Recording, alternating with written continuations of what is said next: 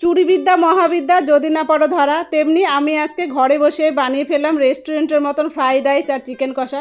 নমস্কার, আমি ববিতাজ রসে সবাইকে স্বাগতম। আমি আজকে চলে এসেছি একটা দারুণ কম্বো প্যাক নিয়ে রেস্টুরেন্টের মতন, কিন্তু কোনো দামি অর্ডার ছাড়া একদম ঘরোয়া জিনিসপত্র দিয়ে। চলো তাহলে বানিয়ে নিই। প্রথমে ফ্রাইড রাইসের বেসিক উপকরণগুলো আমি নিয়েছি। এখানে আমি ক্যাপসিকাম, গাজর আর ধনেপাতা ভালো করে ধুয়ে পরিষ্কার করে লম্বা লম্বা করে কেটে নিলাম। বিনস হলে ভালো হতো, মটরশুঁটি থাকলে ভালো হতো, তো সেসব ছিল না, তো যা ছিল সেগুলো আমি ভালো করে ধুয়ে পরিষ্কার করে কেটে নিলাম।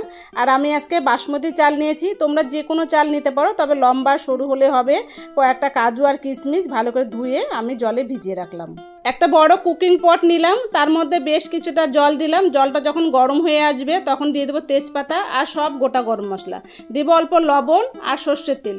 লবণ দিলে ভাতের মধ্যে লবণটা হয়ে যাবে, আর তেল দেওয়াতে ভাতটা একদম ঝরঝরে হবে। জলটা যখন খুব ভালোভাবে ফুটে আসবে তখন আমি আগে থেকে যে ধুয়ে রেখেছিলাম বাসমতি চালটা, সেটা দিয়ে দিলাম। তোমাদের বাড়িতে যে কজন লোক সেই হিসাবে অবশ্যই চালটা নিবে। এবারে আমি এটাকে ঢাকা দেবো আর খুলবো। এইভাবে এটাকে আমি সেদ্ধ করবো, 80% সেদ্ধ হবে। তখন আমি জলদি এটাকে নামিয়ে একটা ছাকনা দিয়ে ঠান্ডা করতে রেখে দেবো। ভাতটা ঠান্ডা আর ঝরঝরে হতে থাক, আমি ততক্ষণ পরের প্রিপারেশনে যাই। সেই কুকিং পটটার মধ্যে দিয়ে দিলাম সাদা তেল আর গোটা গরম মশলা। গন্ধটা ভালো বেরিয়ে এলে দিয়ে দেবো কেটে রাখা গাজর আর ক্যাপসিকাম। আর এখানে আমি পরিমাণ মতন লবণ দিলাম, কারণ আগেই ভাতে লবণ আছে, তাই এখানে বেশি লবণ দেওয়ার দরকার নেই। ভাজাটা যখন হয়ে যাবে, খুব বেশি দরকার নেই, এই 80% ভাজা হয়ে যাবে, তখন আমি যে ভিজিয়ে রেখেছিলাম কাজু আর কিশমিশ সেটাও আমি দিয়ে দিলাম। এটাকে আমি এবার ভালো করে ভেজে নেব সব কিছুর মধ্যে।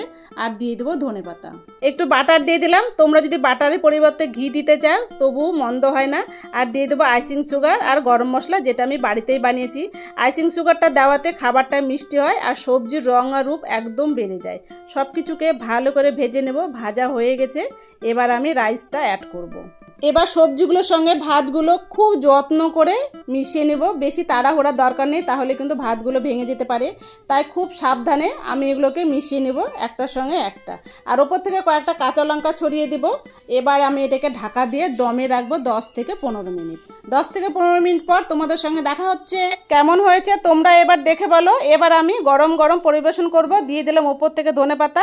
এবার শুধু পরিবেশন করার পালা। এমডি আলম ভাই বলেছে দিদি আমাদেরকে খাওয়াবে না। আমি আলম ভাই বলছি দিদি মন চায় তোমার হাতে খেতে, চলে এসো আলম ভাই। আর জুই রায় বোন বলেছে তোমার রান্না দেখি আমিও শিখছি, কারণ আমি সেভাবে রান্না করতে পারি না, তাই শেখা হয়ে যায়। থ্যাংক ইউ বোন তোমাকে। আমার ভিডিওগুলো যদি তোমাদের ভালো লাগে অবশ্যই আমার পেজটাকে সাবস্ক্রাইব করবে। দেখাবে নতুন একটা রেসিপি নিয়ে পরের ভিডিওতে। ততক্ষণ সবাই খুব ভালো থেকো, সুস্থ থেকো, এনজয় করো। Thank you.